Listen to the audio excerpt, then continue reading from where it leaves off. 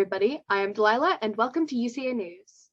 And I'm Hannah, and today is April 11th.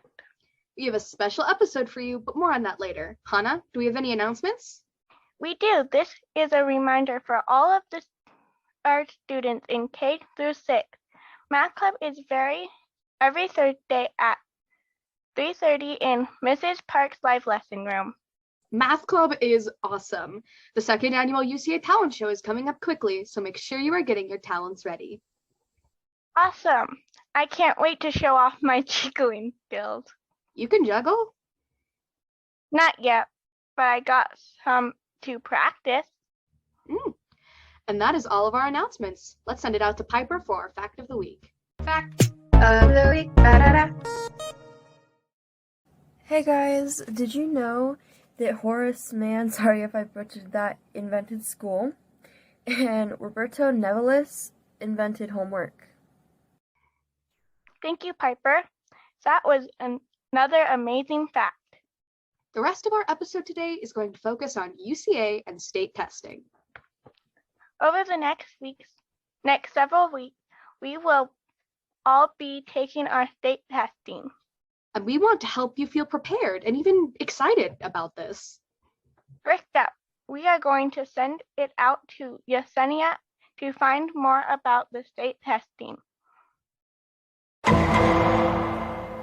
Well, we would like to welcome Mrs. Gandy to an interview for UCA Investigates about state testing. Welcome, Mrs. Gandy. My first question is, what is state testing? So state testing is what gauges your knowledge on what you've learned this year. So we want to see what you have learned and how much your teachers have taught you and how much you've grown over the year. So this is just an opportunity to show what you know. Ah, okay. So why is it important? State testing is important because it helps teachers be able to individualize your education based on what you've learned throughout the year. So if you have struggled in a certain area, the next year we can help you grow in that area so that you are on track to be successful.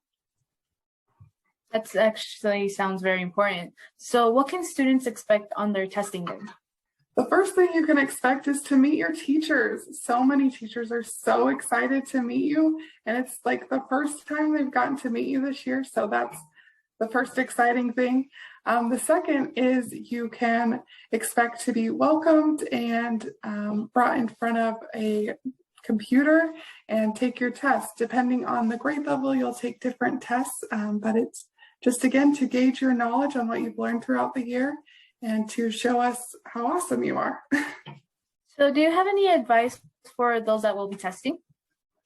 My advice is to log on to the systems before you get in. So the 3rd through 8th graders, the RISE, we can put a link somewhere to have you log on. And for the 9th and 10th graders, you can log on to the Aspire testing site just to see what it looks like and to get a feel of the site. There's so many great tools that you can use. For math, there's a calculator, there's a line reader, you can read aloud. There's so many great tools that you can use, and the more comfortable you are with the tools, the better. So our final question, should our students be nervous about these tests?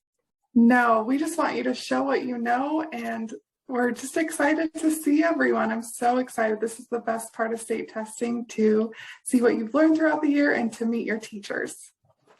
Well, I would like to thank you, Ms. Gandy, for all this advice and showing us how important these tests are for our school. I hope you have an amazing day. And once again, thank you for joining us. Thank you for that, Miss Gandy and Yesenia. Before we go any further, let's send it out to a word from our sponsors. Hey there, Delilah here, one of your anchors and part-time armchair detective. Make sure you check out the UCA newsletter each week. Did you know that every week there's a secret phrase hidden inside the newsletter?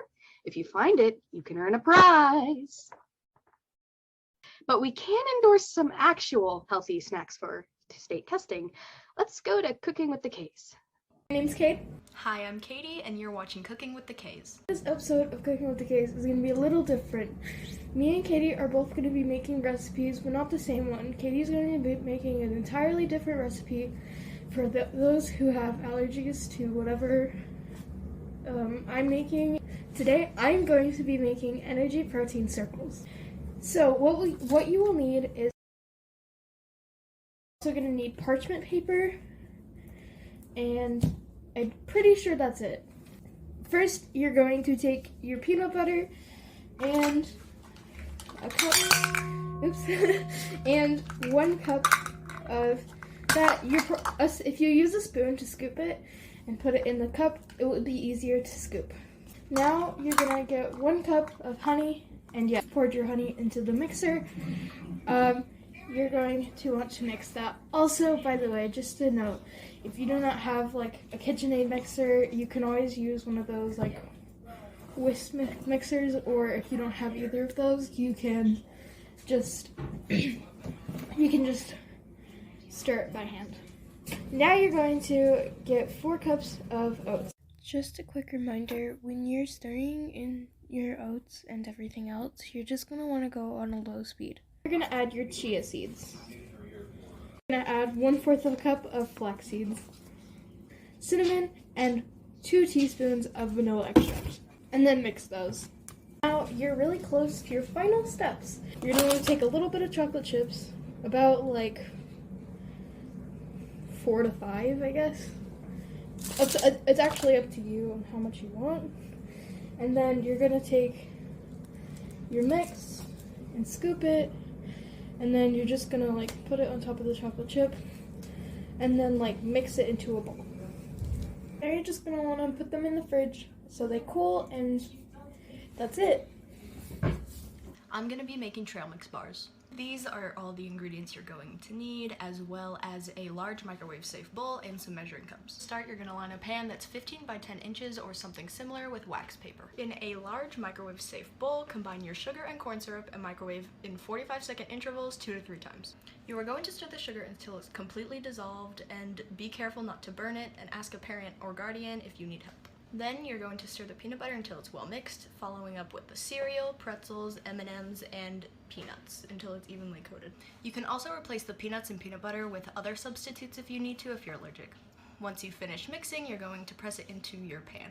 Then you're going to place it in the refrigerator for 5 or 10 minutes, which makes it much easier to cut. Let's keep this show rolling. Let's go to Emma with some strategies to stay calm during testing. Hey everyone, I'm going to share some mindfulness and meditation techniques to help you during the upcoming state testing as well as in daily life in general. Mindfulness in its most basic idea or form is having control of your mind instead of allowing your emotions to control you. When we are mindful, we are in between 2 states of mind known as our rational and emotional minds. The state in between both of these is known as wise mind. In wise mind, we are balancing our logical and reasoning side with our emotional side to make less impulsive decisions throughout our daily lives. Meditation, according to the Oxford Dictionary of English, is, quote, focusing one's mind for a period of time, end quote. Today, I'm going to share 2 techniques that can help us stay more mindful and aware of the present moment. Step 1 is known as square breathing. Step 1, you inhale through your nose for a count of 4. Step 2, hold your breath for a count of 4. Step 3, exhale for a count of 4. Step 4, hold to a count of 4. And step 5, repeat 4 times.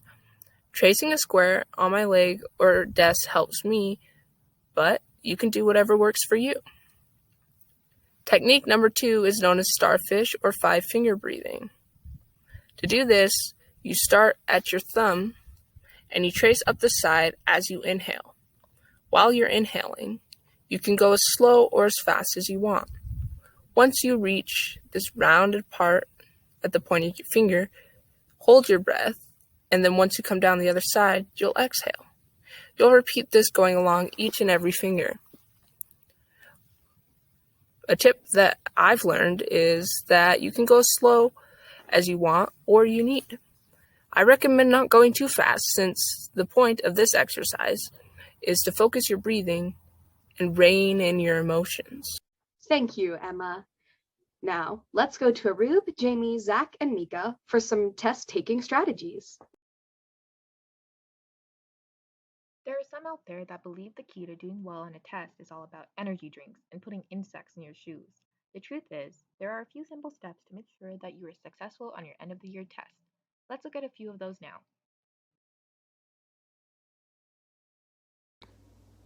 On the day of the test, find some time to watch an inspiring video or listen to music that inspires you. Many years ago, the great British explorer George Mallory, who was to die on Mount Everest, was asked why did he want to climb it. He said because it is there. Well, space is there. And we're going to climb it. And the moon and the planets are there. And new hopes for knowledge and peace are there. We choose to go to the moon and do the other things, not because they are easy, but because they are hard.